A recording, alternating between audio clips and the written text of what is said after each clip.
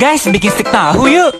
Pertama, kalian potong kecil tahunya, tambahkan tepung maizena dan bawang putih, proses sampai halus dan masukin bumbu lainnya.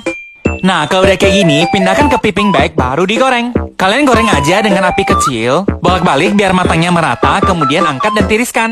Stik tahunya sudah jadi. Gampang kan? Tambahkan saus favorit kalian, dan ini enak banget loh guys. Kalian mesti coba ya.